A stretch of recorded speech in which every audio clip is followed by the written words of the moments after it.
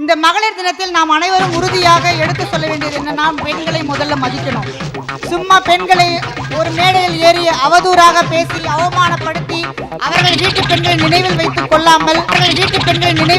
கொள்ளாமல் அவதூறு பரப்புகின்ற ஒரு ஆண்மகனையும் வீழ்த்த வேண்டும் என்று இந்த சிங்க பெண்களை கேட்டுக்கொள்கிறேன்.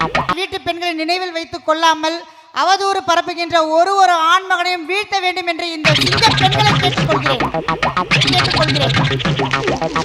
விஜயோட இந்த ரியாக்ஷன் தான் வந்து பார்த்தீங்கன்னா சோசியல் மீடியாவில் இப்போ வைரலாக போய்கிட்டு இருக்கோம். ஸோ வீட்டு பெண்களை நிலையில் வைத்துக் கொள்ளாமன்னு சொன்னதுக்கப்புறம் கேமராமேன் யாரை ஃபோக்கஸ் பண்ணுறாங்கன்னா விஜயை தான் ஃபோக்கஸ் பண்ணுறாங்க. இது எல்லா பேருமே ஷேர் பண்ணி விஜய் முன்னாடி எவ்வளோ தைரியமாக பேசுகிறாங்க, யார் இவங்கன்னு சொல்லிட்டு எல்லா பேருமே பார்த்தீங்கன்னா கேள்வி கேட்டுட்டு வராங்க.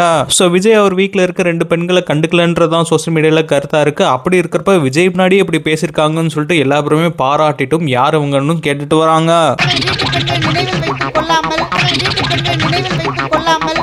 ஒரு ஆண்மகனையும் வீழ்த்த வேண்டும் என்று இந்த சிங்க பெண்களை கேட்டுக்கொள்கிறேன்.